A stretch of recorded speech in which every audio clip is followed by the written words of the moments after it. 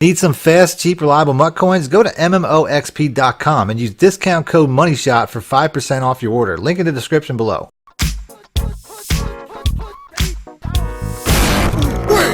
Welcome back, YouTubers and Madden fans. This is Madden Money Shot, sniffing out the Madden cheese as always. Got some plays for you today out of the Saints playbook. I try to go back to the Saints playbook every once in a while because I know this is one of the best playbooks in the game. And I just, I got to keep putting it out there because, people, obviously it's very popular. People use it. So I'm going to feed you guys some new stuff today. I'm going to do a run scheme today out of one of their I-form formations. But I also have some really good pass plays that are going to be in the weak wing, some home run pass plays. If you want to see that video tomorrow, do me a favor, hit the like button and let me know in the comment section. I'll add some home run plays on Sunday. So like I said, hit the like button if you want to see that. Other than that, like I said, today's going to be run plays. There's a couple of really good run formations. And what made me think of it, somebody bought my my Saints ebook, and they asked me where are the best run plays, and I said, well, the I formations are really the best ones. I have some run plays out of the pistol formation is pretty good. There's a single back formation that I wanted to do a part 2 of out of the wing stack. I did a part 1 of that already. Once again, if you want me to keep in the Saints formation, if you want me to keep in the Saints playbook, let me know in the comment section. Hit the like button because I got plenty of plays because this is one of my personal favorite books. I've been using it for going on a couple Maddens now. It's a really great book. But like I said, we're gonna go ahead. We're gonna go into the I-form slot flex. I just did a video out of the I-form slot. I think it was just the straight up I-form slot where they kind of patched that to the point where you can't flip the run plays like you can in the I-form slot flex. You can still do that. For whatever reason, they took it out of the regular I-form slot, but they forgot to take it out of the I-form slot flex. So that's going to give us a huge advantage. I'm going to go ahead, like I do in a lot of my run play scheme videos, I'm going to go ahead and I'm going to set up my audibles because I have about, I'd say like 5 plays that you can really use together out of this formation. You can see, there's probably like 6, 7, 8 run plays in here, and they're all pretty good. But let's set up our audibles with the very best. So I'm going to take away all the pass plays. We're just going to do run plays. I'm going to put the blast in there. That's a good play. The halfback power O, I think is it's really, it says power O, but it's really a read option, so I don't know why it's called that. But we're going to keep that in there. Then we're going to change out the hitch corner. We're going to go with the halfback toss. We'll change out. The smoke's not bad, the dive alert smoke, but it's also very similar to the power, so I really don't see the point. Actually, I would probably say, since I can't flip the play, it would make more sense to have the dive alert smoke instead of the power. Because like I say in all my videos, you want to make sure that you have launch angles to pretty much everywhere on the field. That's the point of a good run scheme. The hole is not always going to be in the same place. So you want to make sure that your run plays attack different sections of your opponent's defensive line and defensive front. So the fourth play will do the halfback counter. And I think the fifth play, which is the one I'm going to start off with, which to me is the best, I already put it out in my top 5 run plays video towards the beginning of Madden. It's the Saints halfback zone. I feel like there's even more plays that I could put in this, but for now, we're just going to go ahead. We're going to go with those. Maybe I should double. I really want to rethink the dive alert smoke. I think the blast is going to have to go. We'll get rid of the blast, even though it's a pretty good play. We'll get rid of that. We'll put the halfback power O in there. So that's our audibles.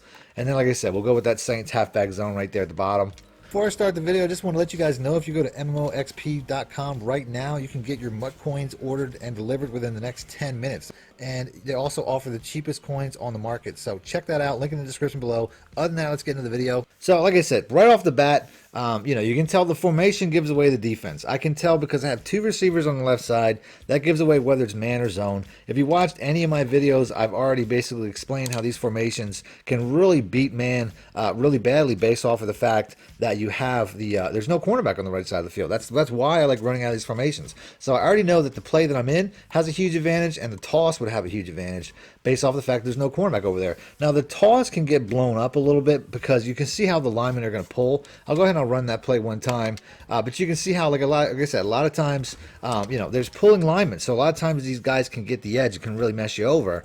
So to me, it's best just to continue with the play that I selected. Here's another scenario, though. You can see, I'm going against a 3-4. We got a huge gap right here. I can shoot right for that. Obviously, it's a zone once again because you can see the cornerback's still on the right side of the field. So I really have my option to really attack that gap. I really think that the halfback alert power is a really good run, but I can't flip that like I can because it's because of the setup being an alert. I can't flip that like I typically would. So my only real option here is either the toss or the halfback. I'm sorry, the play that I'm in originally, and that'd be really the best, the best look. So, like I said, I'd keep it here. This is the best run play to me. It doesn't truly take it to the edge. A lot of times, it kind of forces you up inside a little bit, so you don't necessarily have like it's not like a true stretch play. It almost looks like it's diagrammed like a stretch play, but it's really not. So here we go. We got another man coverage. Like I said, this to me is the best play. I'm going to run this over the toss. I mean, actually, this might not be a man coverage. It looks like a man with a blitzing safety, but we're going to run it that direction anyway. So like I said, it does pull you in a little bit. It's not a true run to the outside. It's expecting to go in between the tackle and the tight end. Here's a scenario. I mean, they obviously have a blitzer here, so I don't necessarily want to do that. The toss play, like I said, it does have the opportunity. It does sometimes get blown up, but if you flip it back the other way, it's actually, to me, much better. So I'm going to do that on this play. You can see right there that fullback really holds up at the point of attack, and it's really best to run behind the receivers. You want those extra blockers. So to me, if it's a man coverage, this is the best play. But other than that, I mean, the toss is somewhat designed to be effective there, but it's really better to run to the opposite side.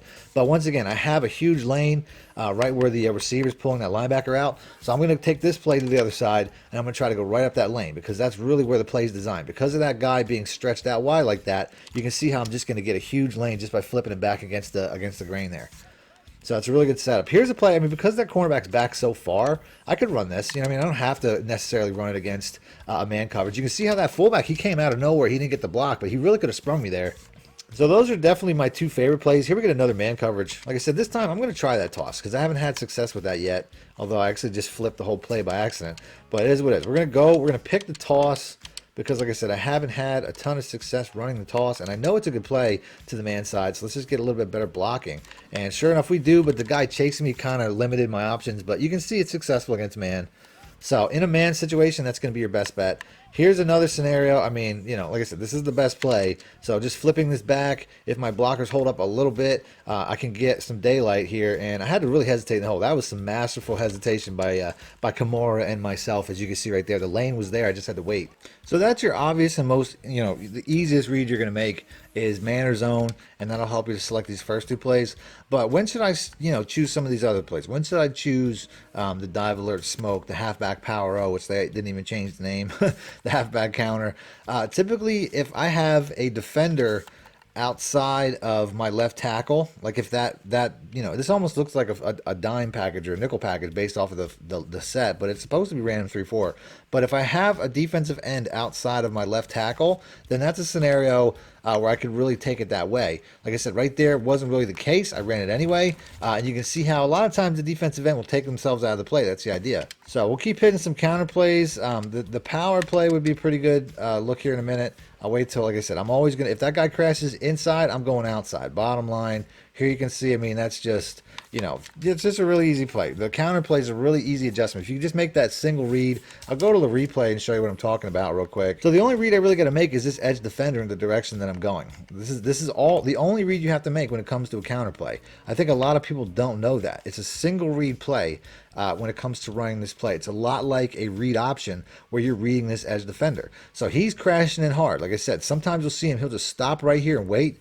That's when you have to basically go outside, because if he stops and waits, this defensive end is going to come and stiff him right where he's at. So in that scenario, you want to go outside. But since he's overly aggressive here, he's crashing down. If I try to take it outside on this play, he's got all the leverage to the outside. He's going to shed that and can tackle me for a 5-yard loss. So I know this wham block's coming, or this trap block's coming, whatever you want to call that. That pulling guard's going to come over and stone him. So I got to get inside. And then after that, I got my fullback making the lead block, and it just springs me. So that's the only read you have to make when it comes to counter plays. Whether it's this counter play or any counter play, you're just reading that one defensive end, and it'll work 100% of the time. Right here, I mean, this is obviously, once again, not the best idea to run that play, but this looks like a cover 3. So when you're going to go to the passing plays, you almost want to look at the defense like this might be a cover 3. This is probably a good scenario to run one of these plays. So I'm going to go ahead and do that. I'm going to pick the best hole, which to me is probably here. Maybe, it really doesn't matter because I'm ultimately planning to throw it. So if that defensive end, that cornerback steps back like that, that's a cover 3, and you're going to get a big play to the outside receiver. So that's really the scenario I would call those plays. So cover 3, look, once again, I know that because I got the single high safety. There's a cornerback on the right side. So we're going to go cover 3. Look, we're going to go ahead. We're going to hit Ted Ginn.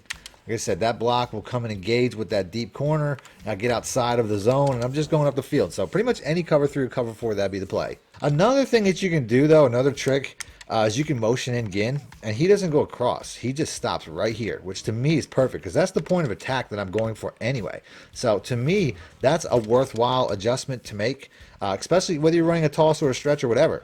So if I'm running the toss play, which right here we have a man coverage, so I wouldn't make that. I wouldn't make that motion now. Although I really could, because if I'm trying to fool my opponent, if you watch my gameplay videos, you know I'm all about the fake motion.